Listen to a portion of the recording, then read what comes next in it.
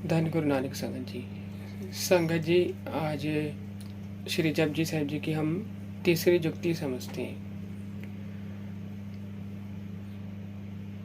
पहले संगत जी हमने पहली जुक्ति समझी थी श्री जपजी साहिब जी की, और उसके बाद दूसरी जुक्ति समझी थी श्री जपजी साहिब जी की। आशा करता हूँ संगत जी आपने अच्छे से मेहनत की होंगी, क्योंकि जितना आप गहरा अनुभव करेंगे ये जुक्तियों में, उतनी गुरु की कृपा होगी। तो संगत जी, तीसरी श्री जपजी साहिब जी की तीसरी जुक्ति जो है, पहली जुक्ति में हमने अपने आप को निम्रता का भाव रखा था, और दूसरी जुक्ति में हमने गुरु साहिब जी की वड्याई की थी। और ये संगत जी, ये तीसरी जुक्ति जो है, तीसरी जुक्ति गुरु साहिब जी की अपार कृपा से गुरु साहिब जी हमें श्री जपजी साहिब जी की पौड़ियों के आधार पे हमें सचखंड लेके जा रहे हैं। संगत जी, सचखंड लेके जा रहे हैं गुरु साहिब जी। तो ये पौड़ी जो है, हमें ध्यान से अच्छे से सुनना है और इस पर अमल करना है।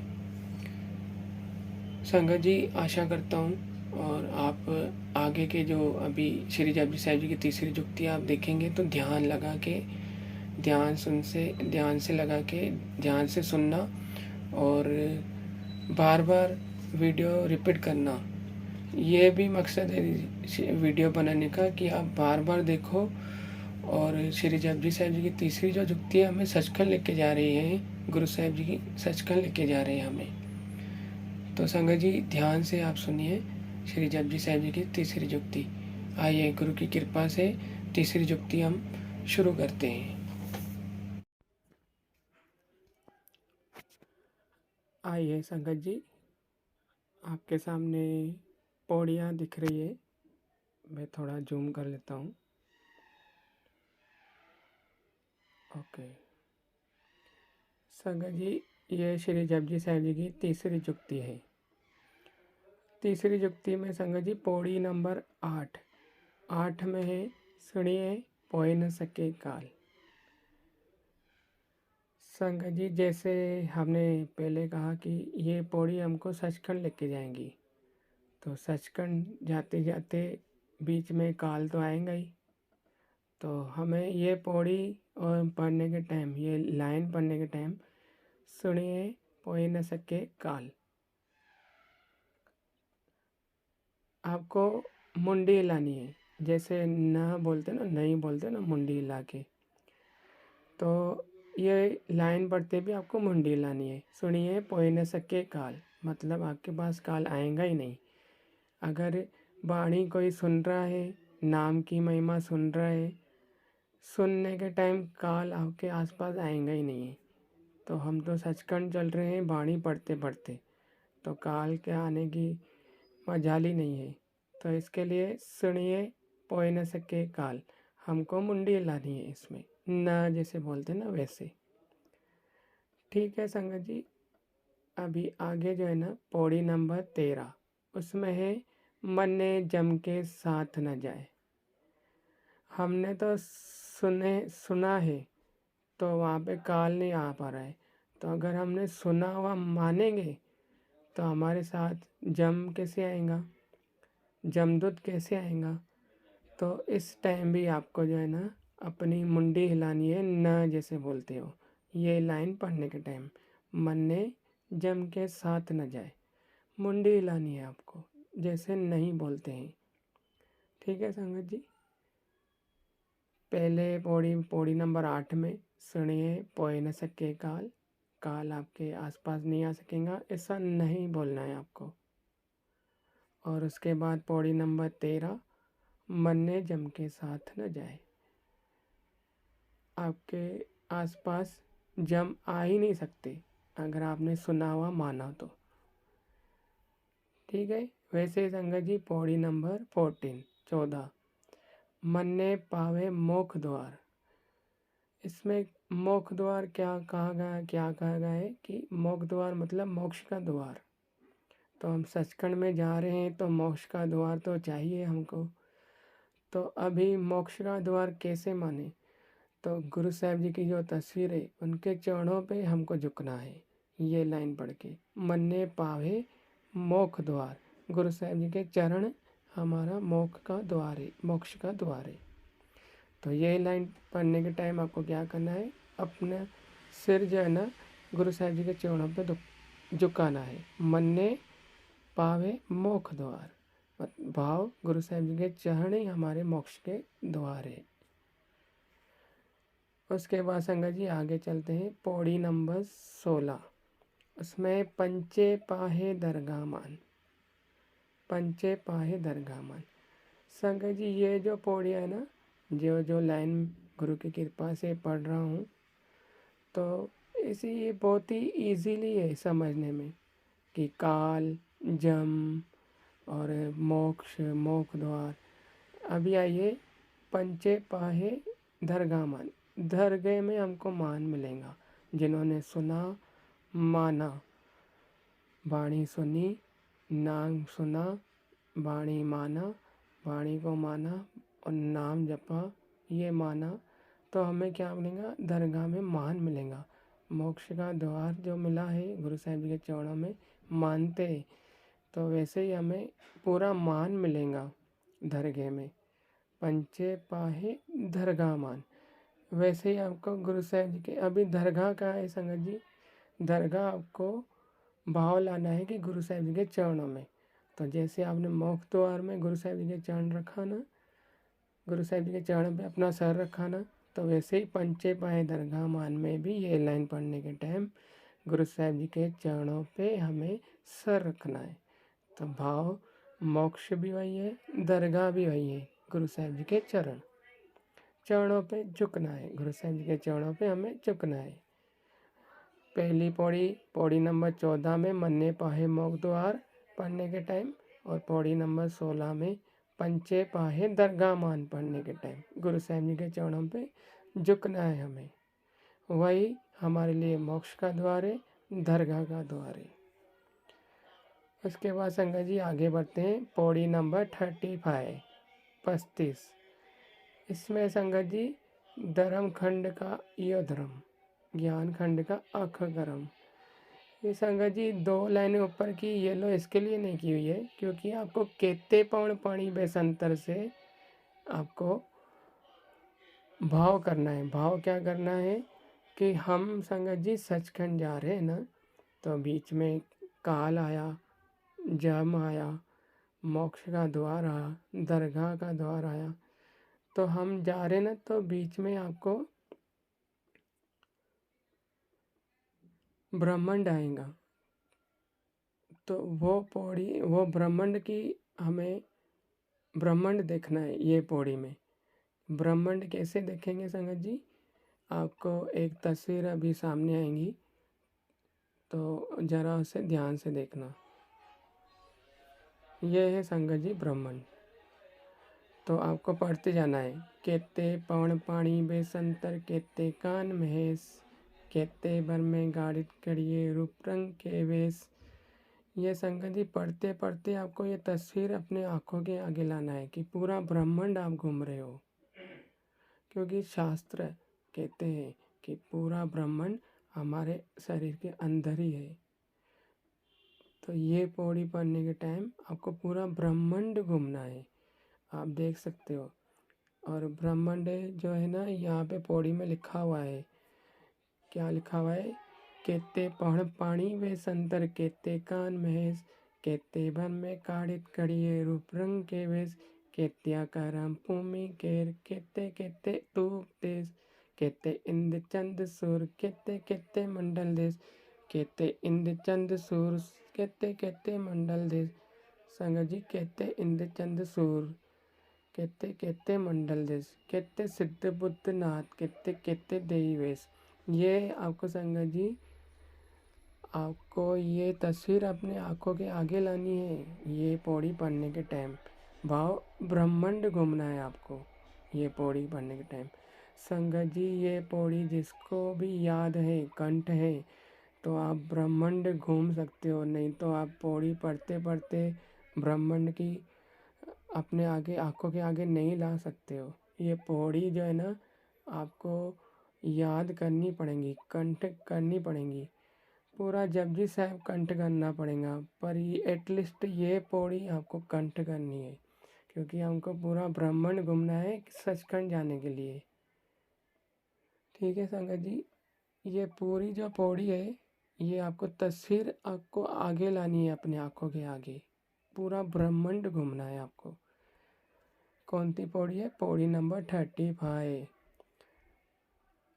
केते पौण पाणी वे संतर केते कान में इससे लेके नानक अंत न अंत तक, नानक अंत न अंत तक। तो उसके बाद है संगत जी पौड़ी नंबर 36। इसमें भी आपको यही तस्वीर जो है ना ब्रह्मांडों की अपने आँखों के आगे रखना है। ये 36 पूरी पौड़ी पढ़नी है आपको।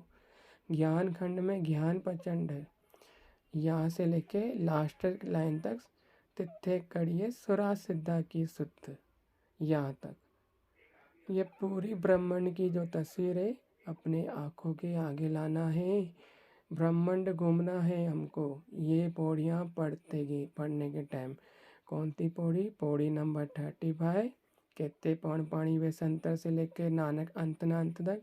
पौड़ी नंबर 36 ज्ञान खंड में ज्ञान प्रचंड से लेके सिद्धा सुरा सिद्धा की शुद्ध तक।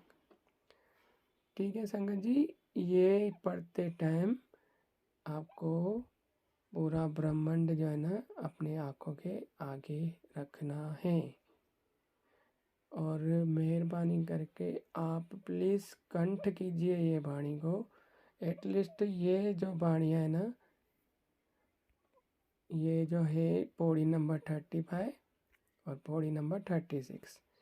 उसके बाद है संगत जी पौड़ी नंबर 37। संगत जी पौड़ी नंबर 37 को हमने 2 भागों में डिवाइड किया है। पौड़ी नंबर 37 भाग 1 में, भाग 1 जो है ना कर्म खंड की वाणी जोर, यहाँ से लेके है सच्चा मन सोए, करे अनंत सच्चा मन सोए तक, ये भाग 1 है। ये भाग 1 में आपको यही ब्रह्मांड आपकी आंखों के आगे रखना है। ब्रह्मांड घूमना है आपको, ब्रह्मांड जो है ना पूरा घूमना है। ये पौड़ी पढ़ने के टाइम आप ध्यान में रखिए संगत जी। और उसके बाद जो है ना पौड़ी नंबर 37 में भाग दूसरा क्यों किया है? सचखंड वसे निरंकार, सचखंड वसे निरंकार। इसमें संगत जी हमको ब्रह्मांड से घूमते घूमते ये तस्वीर अपने आँखों के आगे लाना है। कौन सी?